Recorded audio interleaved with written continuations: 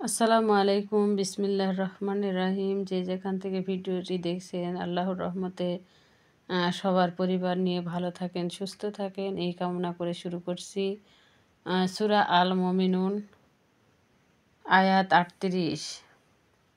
যারা নিজেদের কাছে কোনো যুক্তি প্রমাণ না আসলেও আল্লাহর নির্দেশাবলীর ব্যাপারে বিতর্ক করে, আল্লাহর দৃষ্টিতে আর মুমিনদের দৃষ্টিতে এই আচরণ খুবই ঘৃণিত। আল্লাহ এভাবে প্রত্যেক দাম্ভিক ও শিষ্টাচারীর অন্তরের উপরে মোহর মেরে দেন। ফেরাউন বলল, হে হামান, তুমি আমার জন্য এক সুউচ্চ ইমারত তৈরি করো, যাতে আমি উপায় পেয়ে যাই, আকাশে ওঠার উপায়, যাতে আমি মুসার ইলাহুকে দেখতে পাই। আমি মুসাকে অবশ্য মিথ্যাবাদী মনে করি। এভাবে ফেরাউনের জন্য তার মন্দ কাজকে সুশোভিত করা হয়েছিল আর সঠিক পথ থেকে তাকে বিরত রাখা হয়েছিল। ফেরাউনের অপকৌশল কেবল তার ধ্বংসই ডেকে এনেছিল।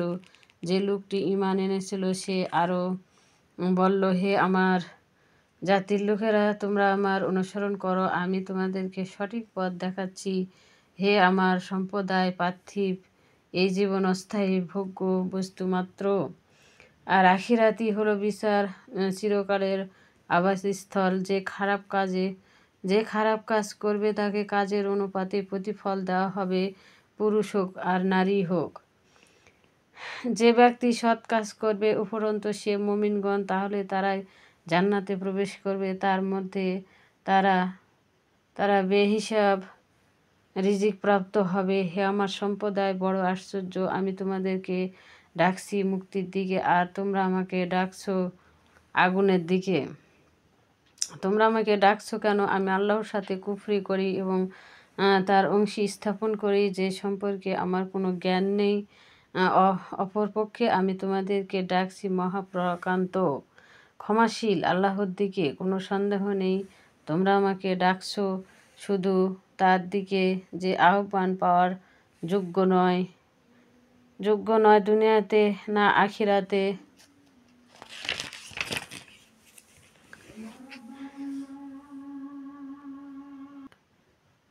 হ্যাঁ বন্ধুরা, আমি আজানের জন্য একটু বিরতি নিলাম, কিন্তু আপনাদের একটা কথা বলি, আজান শেষ হলে আপনারা যে কোনো দোয়া আল্লাহর কাছে চাইবেন, অবশ্য আল্লাহ আপনার দোয়া কবুল করবে এবং আপনি যে কোনো দোয়া করবেন আজান শেষে আল্লাহর দরবারে পৌঁছে যাবে।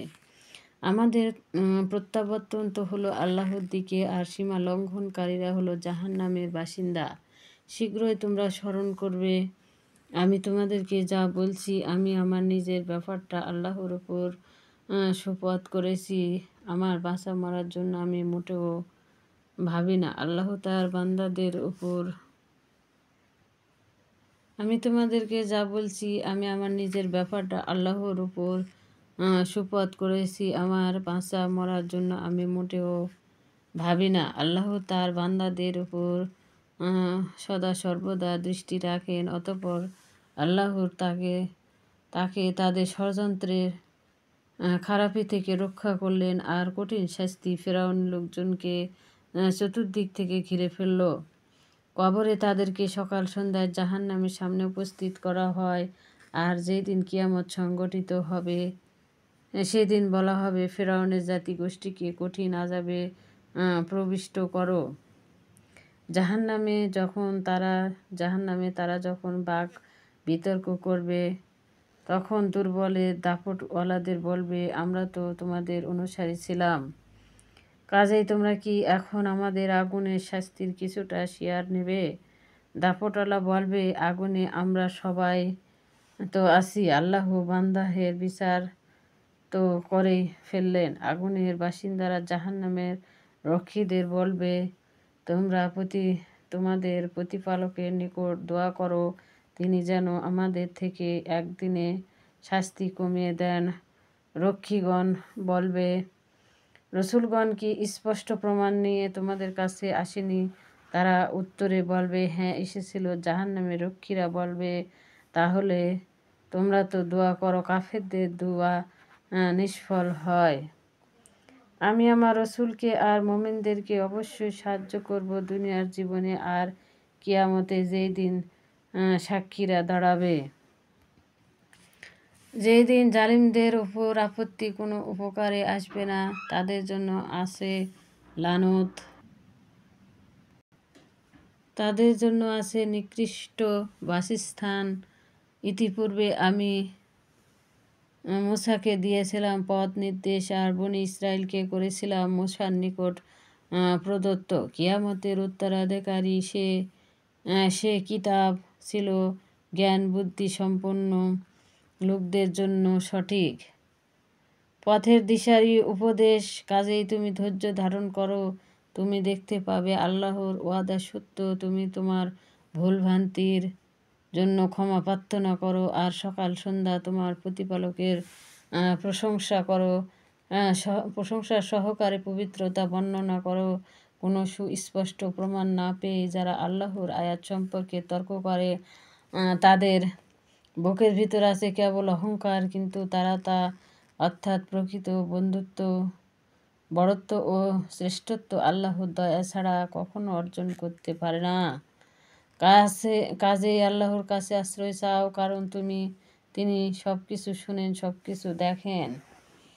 অবশ্যই আসমান ও জমিনের সৃষ্টি মানুষ সৃষ্টির চেয়ে বড় ব্যাপার, কিন্তু অধিকাংশ মানুষ অজ্ঞত ও চিন্তা না করার কারণে তা জানে না।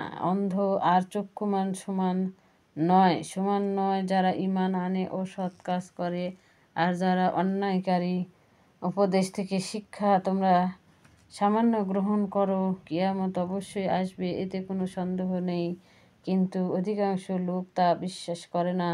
তোমার প্রতিপালক বলেন, তোমরা আমাকে ডাকো, আমি তোমাদেরকে সাড়া দেব। যারা অহংকার বশত আমার ইবাদত করে না, নিশ্চয়ই তারা লাঞ্ছিত অবস্থায় জাহান্নামে প্রবেশ করবে। আল্লাহ যিনি তোমাদের জন্য রাত্রি বানিয়েছেন যাতে তাতে তোমরা প্রশান্তি লাভ করতে পারো।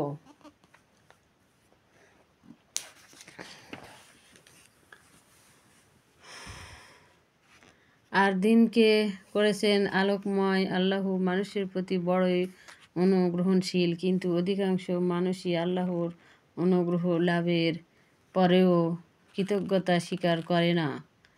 ভিডিওটি ভালো লাগলে অবশ্যই লাইক এবং সাবস্ক্রাইব করবেন, পাশে থাকবেন। অবশ্যই আমি সবার পাশে আছি ইনশাল্লাহ। সবাই ভালো থাকেন, সুস্থ থাকেন, পরিবার নিয়ে ভালো থাকেন। আমার ভিডিওটি দেখার জন্য অসংখ্য অসংখ্য শুকরিয়া এবং ধন্যবাদ। যারা দেখছেন তারা অবশ্যই আল্লাহকে ভালোবাসলে একটা লাইক এবং কমেন্ট এবং সাবস্ক্রাইব করবেন, যাতে ভিডিও করার আগ্রহ হয়।